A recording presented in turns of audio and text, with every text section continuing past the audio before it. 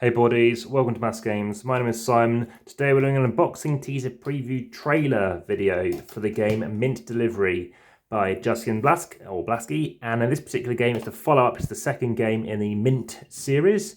Mint works, seal of approval here. So what's the difference? Well, it's a pick up and deliver game, and I really like pick up and deliver games. So I'm looking forward to seeing how this plays. It's a tiny game. I'm opening it now after having it many years, because I'm going on holiday and I can play this on a plane, I'm playing on a cruise, and it's a chance to actually, have a look inside. Tons of pieces. I'll be playing it pretty much solo, and I won't be on the cruise solo, but I'm not playing with passengers who unfortunately are massive board game fans, although having said that, it's difficult to find people as passionate as I am playing as frequently as I do. So what's the difference? Well, it's still ages 13 plus. It's still 1 to 5 players, not 1 to 4. It takes 15-30 minutes as opposed to 10 to 20. And I did like the speed of play in Mint Works. I had yet to do a solo playthrough as well for Mint Works. I have played all the different characters solo, so that's been on the list for some time. If you do want to see solo videos though, there is a solo playlist. There's a how to set up play and review playlist. There's an unboxing playlist, a Amass Games playlist, family weight playlist, which this is going into. My goodness, they really have to cram this in. There's Mint Control. I look forward to trying out those as well. All these other tiles. I'm glad I've still got this before I go on holiday to make sure these get open nicely. And this is another 4K recording. So if you're enjoying this, if you haven't already and you're keen to see that, how to set up play and review, please ensure that you hit that notification bell and the subscribe button. As well as that, the like button. Let me know in your comments in YouTube. And via the description, you can support this channel via Patreon. You can also follow through to Instagram. There's over 2,300 posts. And also you can go through to Facebook, support over there. And Linktree, there are occasionally giveaways, so I do delete them when there isn't a giveaway on, but keep checking back because they are time limiting. Right, let's have another look in here and have a look. There is a Tiny Tin playlist I think I've got too. So that bit of interest. Wow. So we've got these orders. So whilst I'm opening this up a bit more, let's have a look inside these crammed rules. I'm aware it's not as highly rated, but I think that's because once you play the first one, it happens one of two ways. You end up filtering your audience, and I don't know if people are going to like this as much. Like I said, I'll give you my view on this too. A bit like the Tiny Epic series, of course, the Galaxies is the one that has done the best, highest rated, although it wasn't the first. Defenders was the first, and in fact, it's probably my favourite, which goes to show something, although it is a co-op game. Right. So, set up. The 9 map cards are placed on the table, with a map showing up, granting easy access to all players, set up all types of supply. Okay, so the wobbly map going around.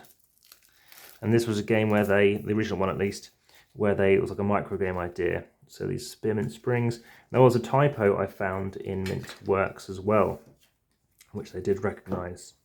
Okay, so this is by 524 Labs. There's more things to open here, more things to unshrink. Let's take a look. Right, okay, so we've got the spearmint springs, various cards. Cool, very excited, very keen to try this out. Unfortunately, the cruise I'm going on is a package which doesn't involve unlimited alcohol, which does make me worry about the ability to have a chance to play this. Tiny pieces popping away in here. I could probably take them out for the respective colours actually, but I might find some people on there. I know there are typical things related to those people that I set up.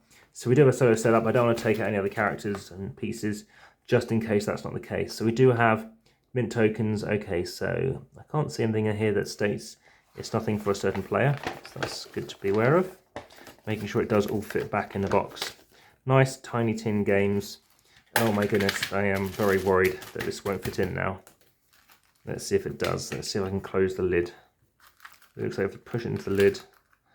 Oh no, it won't fit. Right, how are we going to do this? I think you have to put it in sideways. Crikey.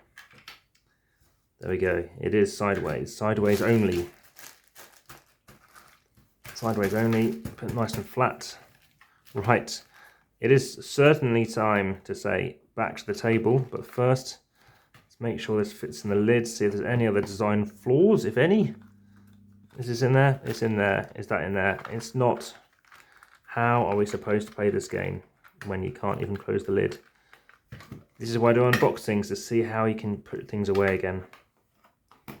Right, that isn't quite falling flat enough yet. Maybe once I've played it. Oh dear, come on. Come on, Tim, right. What is causing the carnage here? Is it those pieces there? This isn't a good thing. If this is like playing a West Kingdom game. Right. This is a whole other nuisance. Well, I was going to show the stuff at the end of this video. That might have to wait.